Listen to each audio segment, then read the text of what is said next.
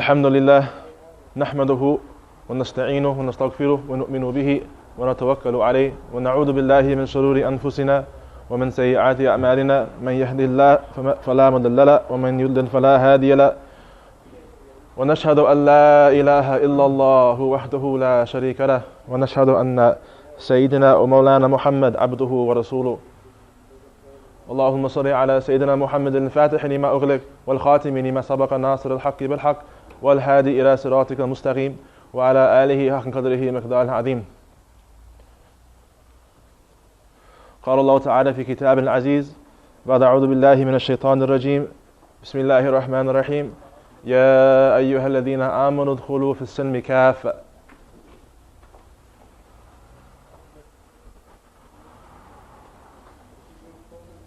ونسمع إلى كلامه تعالى ونشكره تعالى لنبيه صلى الله عليه وسلم الذي هو أرسله من أنفسنا صلى الله عليه وسلم.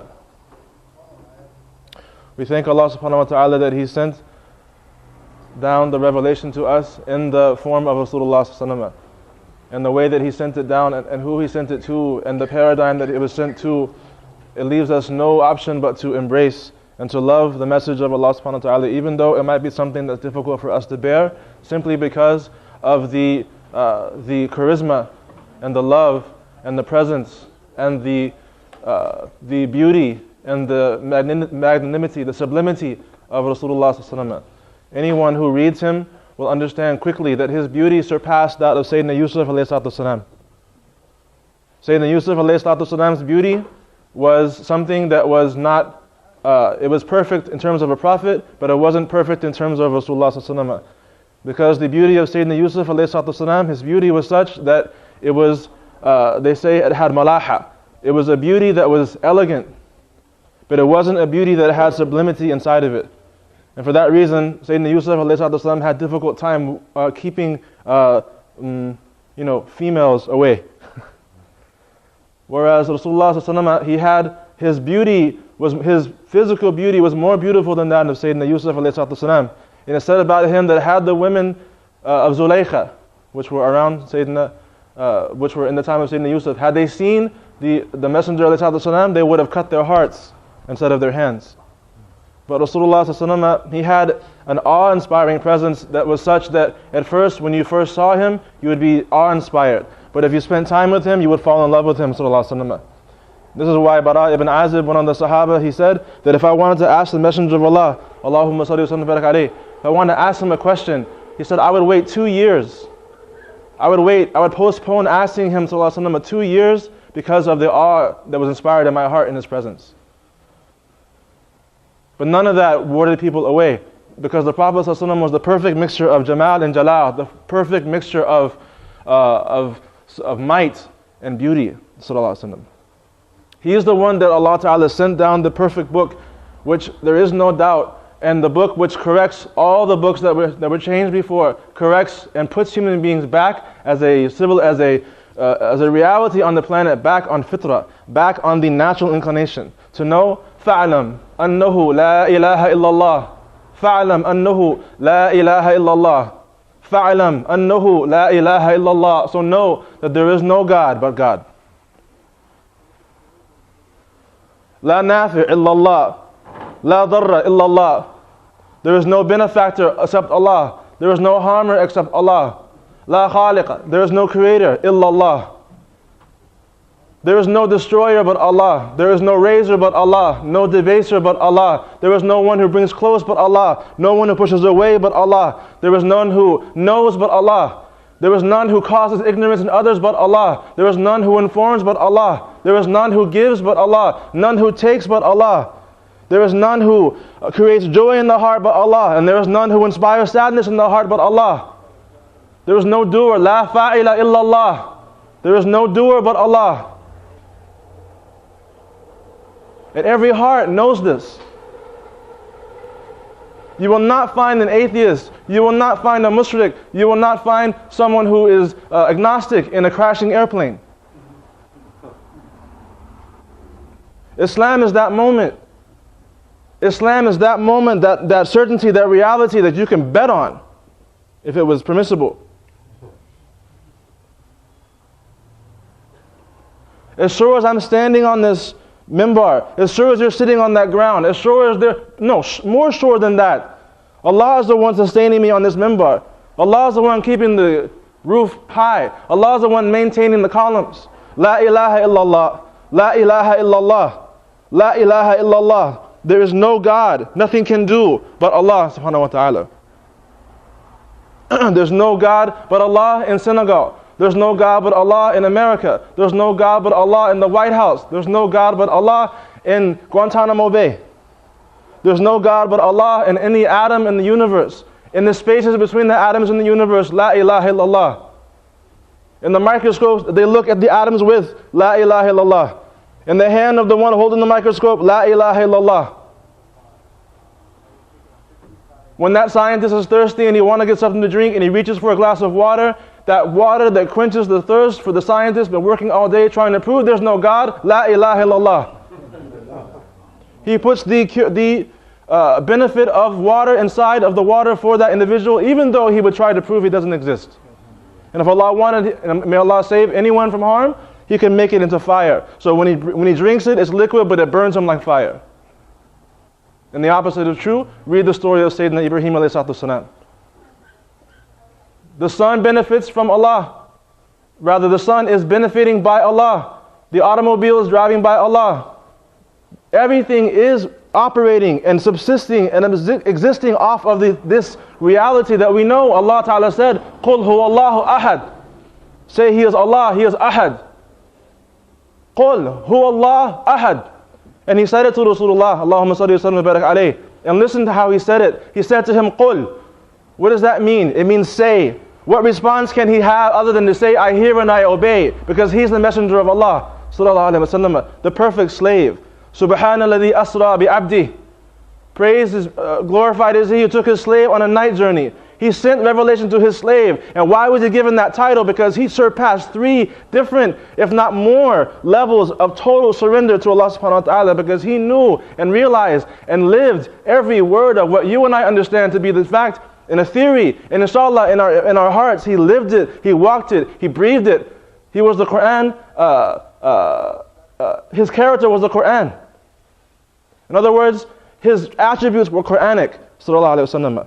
So everything inside that book, that's reread inside that book, was realized in Rasulullah sallallahu alayhi wa sallam. And he said, Qul, say, Ya Muhammad, sallallahu alayhi wa sallam. The first level of ibadah, the first level of servanthood, may Allah give us tawfiq, is a level of Islam. That level of Islam is the level of realizing that my limbs cannot do what Allah says don't do. That level of Islam is me realizing and saying with my tongue, Ashhadu an la ilaha illallah. My tongue was made to bear witness to the truth. How good it feels for me to say. He said, sallallahu alaihi wasallam, Jaddidu imanakum bi la ilaha illallah. He said, renew your faith with la ilaha illallah. Every time you say it, it's like a spark goes off inside your heart. La ilaha illallah, la ilaha illallah, because your heart is in confirmation. If someone was to say there is no God but Barbie, the heart rejects. The heart says, Well, the same way Barbie is no God is the same way that Isa ﷺ is no God.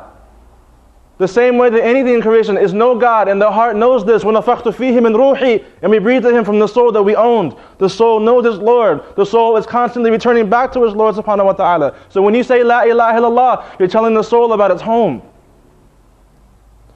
It's like saying, you have no beloved but God. The heart says, yes, I know. You have no true love but God. And the heart says, yes, I know. The eyes say something else. I love that woman. The heart says, not as much as you think. The hand says, not for any of us, but some people's hands, may Allah save them. My hand says, I need this alcohol. Obviously, that's false. The heart knows Allah subhanahu wa ta'ala, and the heart loves Allah subhanahu wa ta'ala. So when you say La ilaha illallah, you're telling your heart there is no object of love but Allah. And the heart knows that, and the heart breathes that, and the heart lives that, and the dhikr is the breath of the heart. So a person who is in this and mentions this, who says, Ashhadu an la ilaha illallah, I bear witness, what they're saying is, I see for a matter of fact in my heart, there is no object of love but God. And I know that the one who demonstrated that and was the best of lovers and has outdone me entirely without any competition is Rasulullah. So I have no choice but to follow the Master, peace be upon him, Sayyidina Muhammad sallallahu alaihi wasallam. When that person says that, they have submitted with the first limb. In Islamic sciences, the tongue is considered to be a limb. It's a limb. So when you say Ashhadu an la ilaha illallah, this limb kickstarts the rest of your limbs. When you say I believe there's no God but God and Muhammad is his messenger, this has kickstarted the rest of the body. Brothers, please move forward and straighten out a little bit. Jazakallah khair.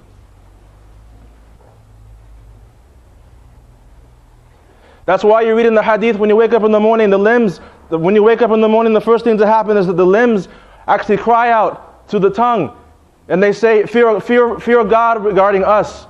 The tongue, this happens in the unseen. When we wake up, our limbs plead with our tongue. Ittaqillah fina. Fear God regarding us. Because if you go astray, we go astray. The secret of dhikr is that when you say Allah, Allah, the limbs are like, yes, yes. When you say money, money, the limbs say, what do I got to do to get it? They're like puppets. This is a secret of dhikr. May Allah make us dhakireen. So when we say la ilaha illallah, this is the level of ibadah. This is a level of ibadah. This is a level of physical worship. My tongue jump starts, my limbs kick in, and I feel so good. Look at how my body is shaped for sajda. Perfectly. It's not like yoga where you have to do a backspin, half under the arm. I mean, if you do that, alhamdulillah, but salat looks a lot easier to me. When you make salat, your knees and your hands and your forehead are all perfectly lined up for that, and it feels natural, wallah. Many people have come into Islam because they saw someone else make sajda and they wanted to do it, and when they got in that position, they realized they were home. This is called Islam. This is a level of ibadah. It's a level of submission of the limbs. It's a level of outward obedience. Rasulullah sallallahu alaihi wasallam, he mastered this in such a way, in such a beautiful way that he can be called Muslim. Sallallahu alaihi wasallam. And naturally, his inward reality, Allahumma salli wa sallam barak alayh, he had this ubudiyah.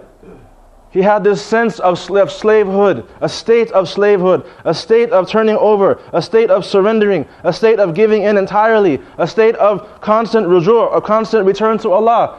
As a matter of fact, it can be said about the Prophet ﷺ that he didn't make ruju' because he never left. The Prophet ﷺ never made tawbah because he never sinned. He never made ruju', he never went back to Allah because he never left. He just did that for us, because we do and we will.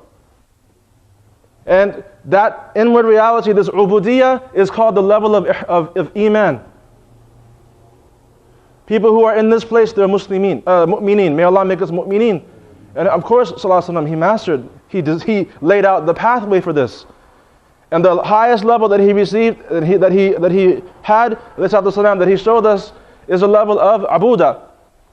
Abuda is a level of ihsan.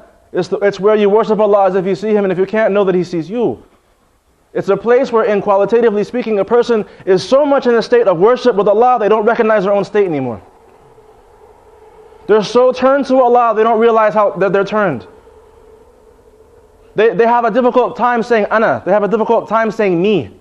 They have a difficult time saying my ideas. They have a difficult time saying my opinion. They have a difficult time saying my.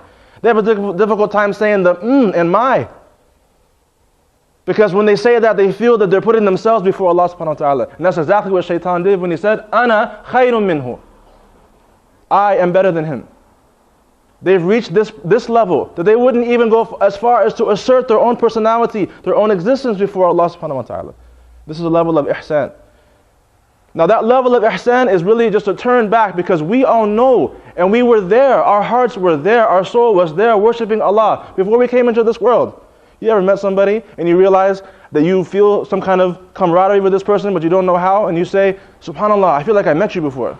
Something that was not, it was perfect in terms of a prophet, but it wasn't perfect in terms of Rasulullah sallallahu alaihi wasallam. Because the beauty of Sayyidina Yusuf alayhi salatu wasalam, his beauty was such that it was, they say it had malaha. It was a beauty that was elegant. but it wasn't a beauty that had sublimity inside of it. And for that reason, Sayyidina Yusuf ﷺ had difficult time keeping females away. ما سبق ناصر الحق بالحق والهادي إلى صراطك المستقيم وعلى آله حق قدره مقدار العظيم. قال الله تعالى في كتاب العزيز بعد أعوذ بالله من الشيطان الرجيم بسم الله الرحمن الرحيم يا أيها الذين آمنوا ادخلوا في السلم كافة.